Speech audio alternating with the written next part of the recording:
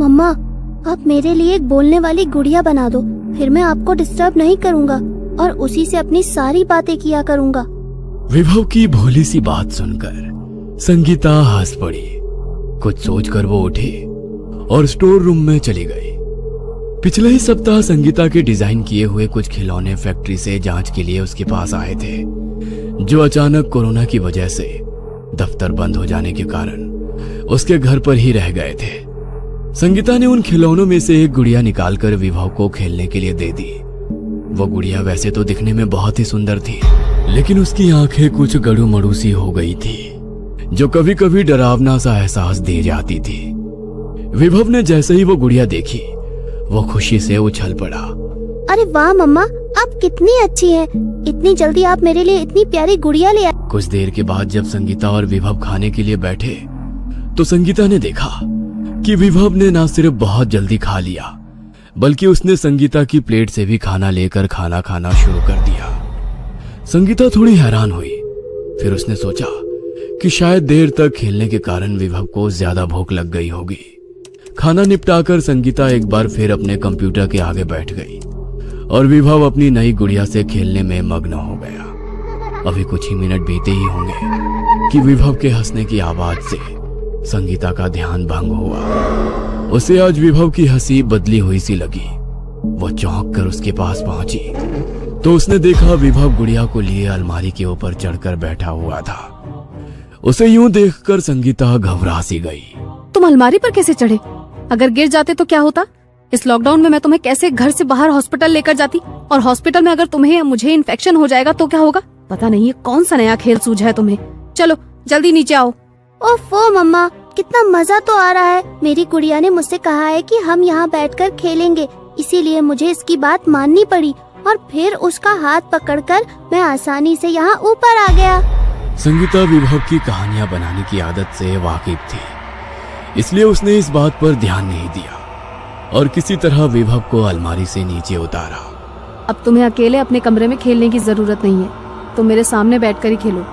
विभव को अपने सामने देखकर संगीता ने राहत की सांस ली और अपने काम में लग गई।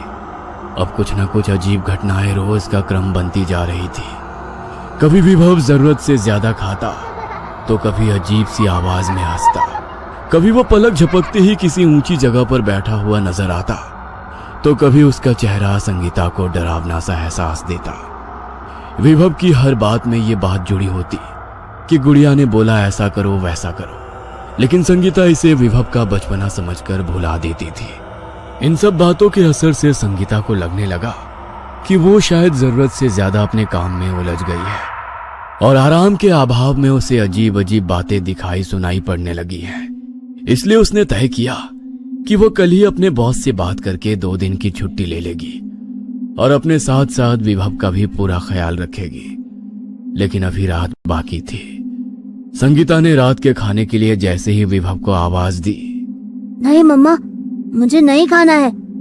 विभव का जवाब सुनकर परेशान सी संगीता उसके कमरे में पहुंचकर बोली, क्यों नहीं खाओगे?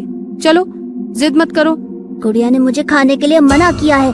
अगर मैं खाना नहीं खाऊंगा तो धीरे धीरे मर जाऊंगा और फिर उसकी तरह ही गुड़िया बनकर हमेशा के लिए उसकी दुनिया में उसके साथ रहूंगा। विभव ने अजीब सी आवाज में कहा। विभव के मुंह से मरने की बात सुनकर संगीता के गुस्से का ठिकाना नहीं रहा। उसने विभव को थप्पड़ मारने के लिए अपना हाथ उठाया, लेकिन ये क्या, उसका हाथ बीच हवा में ही रुक गया। वो विभव को छू ही नहीं पा रही थी। संगीता ने आश्चर्य से विभव की तरफ देखा तो उसने पाया कि विभव की आंखें लाल हो चुकी थी, मानो उसमें खून तैर रहा हो। उसके हाथ में मौजूद गुड़िया से भी हंसने की विचित्र आवाज आ रही थी, जो अब संगीता को बुरी तरह डराने लगी थी। सहसा गुड़िया और विभव दोनों की आवाज एक साथ संगीता के कानों से टकराई। हमें थप्पड़ मारना तो बहुत दूर की बात है। तुम ना तो हमारे पास आ सकती हो और न ही तुम हमें छू सकती हो। जाओ, चली जाओ यहाँ से और हमें अकेला छोड़ दो। संगीता के लिए अब वहाँ 1 सेकंड भी खड़ा रहना मुश्किल हो गया था। पसीने से लथपथ घबराई हुई सी वो तेजी से वहाँ से भागकर अपने कमरे में आ गई। कुछ देर के बाद जब वो संयत हुई तब वो फिर धीरे से विभव के कमरे में पहुंची। वहां पहुंचकर उसने देखा विभव सो गया था, लेकिन गुड़िया अभी भी उसके बिस्तर पर उसके पास ही थी। संगीता को अब उस गुड़िया से बहुत डर लग रहा था। फिर भी किसी तरह हिम्मत जुटाकर उसने गुड़िया को विभव के पास से उठाया और उसे बाहर ले जाकर उसने उसके टुकड़े टुकड़े कर दिए।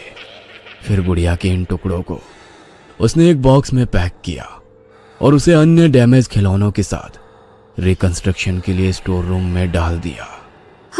चलो, इस मनहूस गुड़िया से मुझे और मेरे बेटे को छुटकारा मिला। स्टोर रूम का दरवाजा बंद करते हुए संगीता स्वयं से बोली। अभी वो खुश होते हुए विभव के कमरे में पहुंची ही थी कि उसके मुंह से जोरों की चीख निकल गई। बिस्तर पर विभव की जगह वही गुड़िया लेटी हुई थी और विभव एक गुड्डे के रूप में उसके हाथ में था। तुम्हें क्या लगा तुमने मुझे खत्म कर दिया? मुझे कोई खत्म नहीं कर सकता। मैं एक श्राप हूँ, ऐसा श्राप जिसे कोई नहीं मिटा सकता। मुझे अपनी दुनिया में अपने जैसे कुछ साथी चाहिए थे। देखो, मैंने एक साथी ढूंढ लिया है और तुम्हारा विभव भी गुड्डा बन चुका है। देखो। गुड़िया ने गड़ुमड़ू होती हुई अपनी आंखों को नचाते हुए कहा।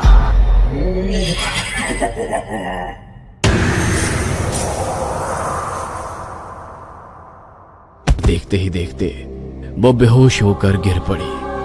बेहोशी में वो बस लगातार एक ही बात बड़बड़ा रही थी। छोड़ दो, छोड़ दो, मेरे विभव को छोड़ दो, छोड़ दो। उसे गुड्डा मत बनाओ, उसे मत बनाओ गुड्डा। छोड़ दो, छोड़ दो, मेरे विभव को छोड़ दो। अचानक संगीता को महसूस हुआ कि कोई उसके चेहरे पर पानी डाल रहा है।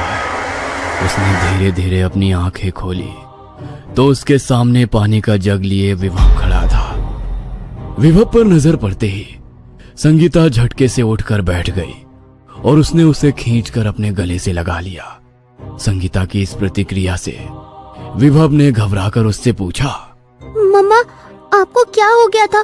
पता है मैं कितना डर गया था। आप अपनी आंखें भी नहीं खोल रही थी और पता नहीं क्या क्या बोल रही थी। फिर मैंने आया आंटी को फोन करके उन्हें सारी बात बताई। तब उन्होंने मुझे आपके चेहरे पर पानी डालने के लिए कहा। ये सब सुनकर विभव को स्वयं से अलग किए बिना संगीता बोली, मुझे कुछ नहीं हुआ है मेरे बच्चे, कुछ नहीं, और मैं कुछ होने भी नहीं दूंगी। भगवान का शुक्र है कि वो सब एक डरावना सपना था। थोड़ी देर बाद जब संगीता कुछ संभली तब उसने विभव से गुड़िया के विषय में पूछा। विभव ने रुआसी आवाज में कहा, पता नहीं मम्मा, मेरी गुड़िया कहाँ गई? मैं कब से उसे ही ढूंढ रहा हूँ। यह सुनकर संगीता ने चुपचाप स्टोर रूम का रुख किया। वहां पैकेट में गुड़िया के टूटे हुए टुकड़ों को देखकर उसे तसल्ली हुई।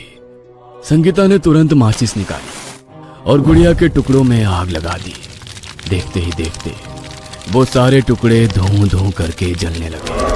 आग के बुझने के बाद जब संगीता विभव के कमरे में पहुंची तो वहां विभव की जगह पर वही गुड़िया बैठी थी और संगीता को देखकर मुस्कुरा रही थी। संगीता उसे बिस्तर पर देखकर हैरान हो गई। तभी गुड़िया के अंदर से आवाज आई, मैंने कहा था ना, मैं एक श्राप हूँ, श्राप जिसे कोई नहीं मिटा सकता है। ये सुनते ही संगीता के रोंगटे खड़े हो गए। संगीता भागते हुए जैसे ही स्टोर रूम में पहुंची उसकी चीख निकल गई।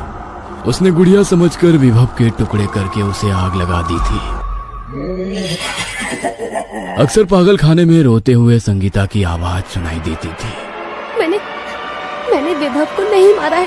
मैं तो श्रापित गुड़िया को मारा था। हाँ। स्वाति ऑटो की पिछली सीट में बैठकर बगल वाली गली की ओर देखने लगी। चांद की हल्की रोशनी अंधेरे में ऐसी उजाड़ सड़क से उस अमानवीय सन्नाटे को चीरते हुए उनका ऑटो आगे बढ़ रहा था। अपने माथे पर हाथ रखते हुए वह सोचने लगी, आज अमावस्या है, मैं इसके बारे में भूल गई थी। मेरी माँ ने मुझे अमावस्या की रात को यात्रा न करने को कहा था। उसके मन में ये विचार उमड़ने शुरू ही हो रहे थे। तभी ऑटो के टेप रिकॉर्डर में स्वामी समर्थ जी का तारक मंत्र शुरू हो गया। तब जाकर उसके दिल को थोड़ी सी राहत मिली। दोनों साथ में उस मंत्र का जाप करने लगे। बातें करते करते वो कब मृत्युंजय बंगले पर पहुंच गए पता ही नहीं चला। स्वाति ने ऑटो वाले को पैसे दिए और ऑटो से नीचे उतर गई। शीला पीछे से नीचे उतरी और उससे पूछा, भाई साहब, क्या हमें यहाँ आसानी से ऑटो मिल सकता है? अरे नहीं दीदी, ये शहर से बहुत दूर है, यहाँ ज्यादा भीड़ नहीं है, इसलिए ऑटो मिलने की कोई संभावना नहीं है। तो क्या आप मुझे अपना नंबर दे सकते हैं ताकि हम 1.5 घंटे में स्कूल वापस पहुँच सके? हम आपको कॉल करेंगे, तब आप आओगे ना? जी दीदी, मैं जरूर आऊंगा। शीला और ऑटो वाले के बीच बातचीत चल ही रही थी कि स्वाति की नजर बंगले के गेट पर बनी कारीगरी के काम पर टिकी थी। यह ऊपर से देखने में तो खूबसूरत था, लेकिन अगर आप इसे ज्यादा देर तक देखें तो यह बहुत ही अजीब सा लगता था। जैसे ही उसने उनका मतलब निकालने की कोशिश की, तभी शीला ने पीछे से उसके कंधे पर हाथ रखा और कहा, चलो अंदर चलते हैं स्वाति टीचर। स्वाति ने सिर हिलाया, गेट खोला और दोनों अंदर जाने लगी। वे दोनों तरफ एक खूबसूरत लॉन और एक पत्थर के रास्ते से गुजर रहे थे। एक अलग तरह का सन्नाटा था वहां। आसपास इतनी हरियाली होने के बावजूद वहां किसी कीड़े तक की आवाज भी नहीं आई। वे दोनों धीरे धीरे चली जा रही थीं और बंगले के सामने वाले दरवाजे पर रुक गईं। दरवाजा खुला ही था। शीला ने दरवाजा खटखटाने के लिए हाथ उठाया, लेकिन अंदर से एक छोटे लड़के की पुकार सुनाई दी। आइए टीचर, हम आपका ही इंतजार कर रहे थे। हाँ?